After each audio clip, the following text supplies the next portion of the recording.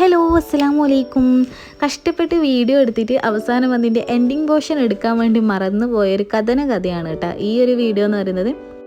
നമ്മളെ വീട്ടിൽ തലശ്ശേരിയിൽ നിന്ന് കുറച്ച് ഗസ്റ്റ് വരുന്നുണ്ട്. അപ്പോൾ അവർക്ക് വേണ്ടിയിട്ടുള്ള ഫുഡ് ആക്കുന്ന തിരക്കിലായിരുന്നു രാവിലെ തന്നെ. ബീഫ് ബിരിയാണി ചിക്കൻ ഫ്രൈ എല്ലാം ആക്കാൻ വേണ്ടിയിട്ടാണ് പ്ലാൻ ഇട്ടിട്ടുണ്ടായിരുന്നു. അപ്പോൾ അതിന് വേണ്ടിയിട്ട് ഉള്ളിയും തക്കാളിയും അതുപോലെ പച്ചമുളകും ഇഞ്ചിയും വെളുത്തുള്ളിയൊക്കെ ചതച്ച് വെച്ച് മുറിച്ചിട്ടൊക്കെ വെച്ച് എല്ലാം സെറ്റാക്കി വെച്ചിട്ടുണ്ടായി. ഉമ്മാൻ്റെ സ്പെഷ്യലാണ് കേട്ടോ ബിരിയാണി. അപ്പോൾ ഉള്ളിയും തക്കാളിയും അതേപോലെ പച്ചമുളകും ഇഞ്ചിയും വെളുത്തുള്ളിയൊക്കെ കൂടിയിട്ട് ഒരു വലിയൊരു ചെമ്പ് പോലത്തെ ഒരു പാത്രത്തിലേക്ക് ഇട്ടിട്ട് അതിലേക്ക് ഈ ബീഫും കൂടി ഇട്ട് നല്ലപോലെ ഒന്ന് മിക്സാക്കി എടുക്കുന്നുണ്ട് ആദ്യം തന്നെ. അതേ സമയം തന്നെ ഒരു കുക്കർ വെച്ച് അതിലേക്ക് കുറച്ച് ഓയിൽ ഒഴിച്ചിട്ട് ഇതേപോലെ കുറച്ച് ഉള്ളിയും കൂടി ഇട്ടിട്ട് നല്ലപോലെ ഒന്ന് ഫ്രൈ ആക്കി എടുക്കുന്നുണ്ട്. ഇനി ഈ ബീഫിൻ്റെ ഇതൊന്ന് നല്ലപോലെ ഒന്ന് മിക്സാക്കി എടുക്കുന്നുണ്ടേ.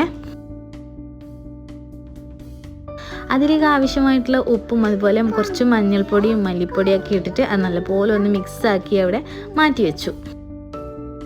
ഇനി അതിൽ നിന്ന് കുറച്ചെടുത്തിട്ട് 2 ട്രിപ്പായിട്ട് നമ്മൾ ആ മസാലേനൊന്ന് വേവിച്ചെടുക്കാൻ വേണ്ടി പോവുകയാണ്. അപ്പോൾ അതിനുള്ള പരിപാടിയാണ് ഈ കുക്കറിലേക്ക് കോരിയിടുന്നത് കേട്ടോ.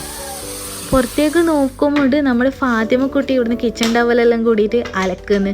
മാഷാ അല്ലാ, എന്താ പറയുക, ആൾ നല്ല ഡെഡിക്കേറ്റഡ് ആയിട്ട് നല്ല ക്ലീനായി ചെയ്തെടുത്തിട്ടുണ്ട് മാഷാ അല്ലാ.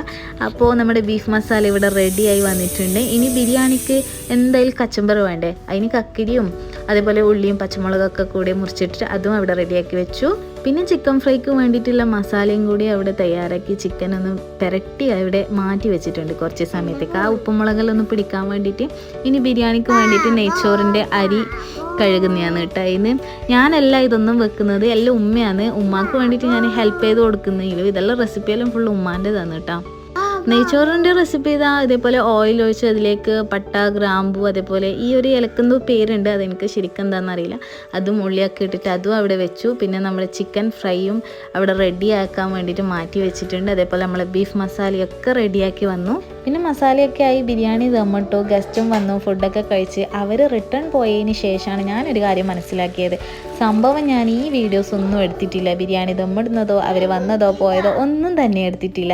ഇത്രയും ഗതികെട്ടവൻ ഈ ലോകത്ത് വേറെ ആരാ ഉള്ളതെന്നൊരു ജയസൂര്യൻ്റെ ഒരു ഡയലോഗില്ലേ, അതുപോലെ ആയിട്ടോ എൻ്റെ അവസ്ഥ. അപ്പോൾ വൈകുന്നേരം ആണെങ്കിൽ നല്ല തകൃതിയായിട്ട് മഴയും കൂടി പെയ്യുന്നുണ്ടായിന്. അപ്പോൾ വീഡിയോ കണ്ടിഷ്ടമെങ്കിൽ ചാനൽ ഒന്ന് സബ്സ്ക്രൈബ് ചെയ്ത് വീഡിയോ ലൈക്ക് ചെയ്ത് സപ്പോർട്ട് ചെയ്യണേ. Thank you.